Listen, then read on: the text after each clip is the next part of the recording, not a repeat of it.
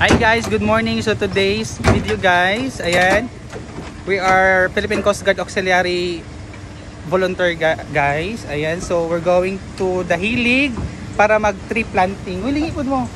Ayan ang mga kauban. Hi. Ayan, mag tree planting. Unsa ni nga ano kuya? Ha? Nara. Ayan, Nara ni siya kuya. Ayan, so magtanumig Nara dito sa bukid sa Dahilig as our part of our kuan lugar guys, volunteerism. Ayan. Among kuan.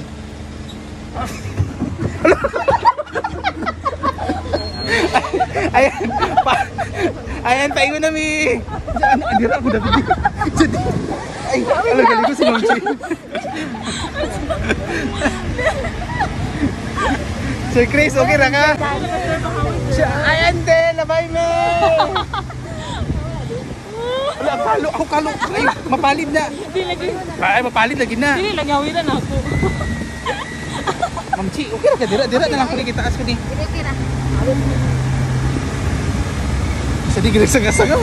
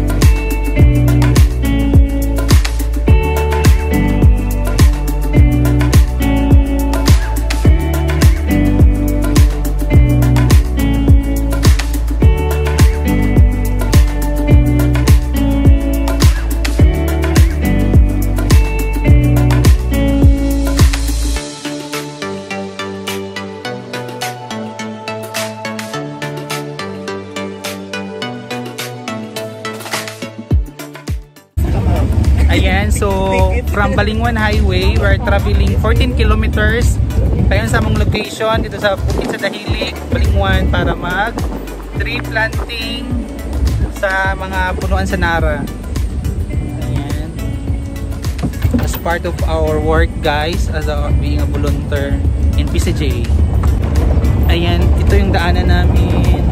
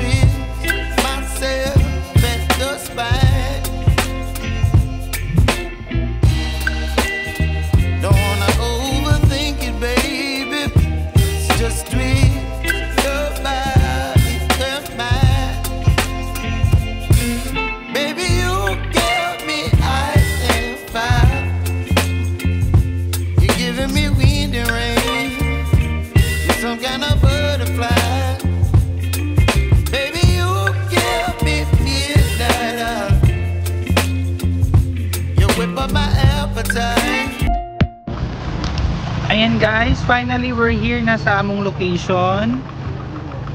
Ayan. Abot na kita diri sa bukid guys after 14 kilometers.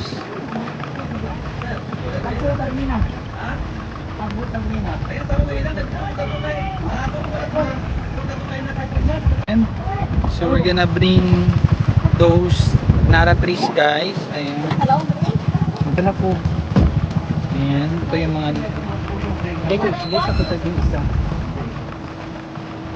wow. Ayan, ito guys, Nara tree.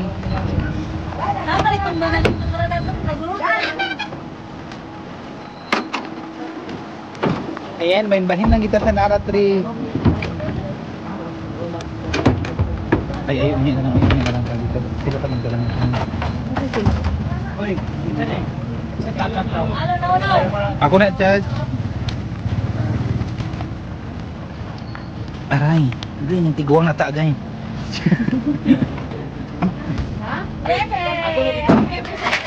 Yay! Ayan! Ay, pinapinta mo. Aray, Ma'am Chi.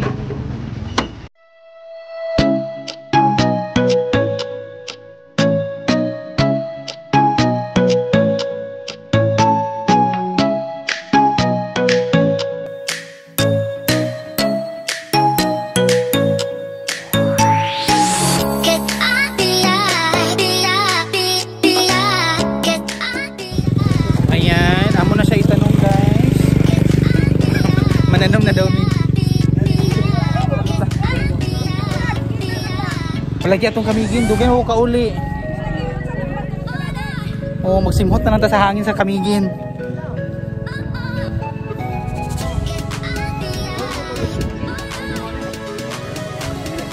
Di man kalaro ang kayo. Ay, natabunan mo ang kamigin sa cloud. Environmental protection, mag-coastal clean up, kung sa mga mangrove planting i-protect nato kay mo assist man ta sa Coast Guard kung unsa ila mga function mo assist ta sa ila. So ang apil sad na ang ato rivers busad niyaman din ang rivers kining langit-langit unya nakita sad nato nga dili kita pag-ato dito kay tungod sa COVID nang one lugar tani pagtan-aw namo kami man ang silbi mga officers pagtan-aw namo nga angayan sad kay labi na daghan na mga tao dinhi dapat magtanom ta sa mga kahoy kaya kita nato nga mga kahoy so usa na sa ato kuan ato function pero tungod kay dinhi sa bukid naa may mga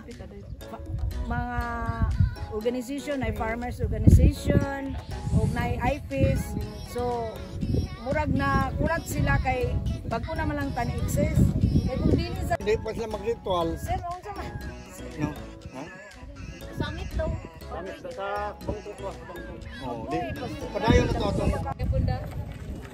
And guys, so our tree planting is being postponed because of the IP problem guys. So dapat na daw may ritual dapat before may magtanom diri sa bukid. Ayan, so for the meantime, amo siyang ibutang sa diri. Ayan, amo siya ipuson diri. Mag-schedule mi og time guys or kanus ami magbalik og tree planting kay and then dugangan pa siya guys. Dugangan pa nga among mga Nara trees. Ayan, so postpone man gid siya kay wala mi kabalo nga mag-conduct pa dahil siya og ritual sa mga with the IPs. Ayan.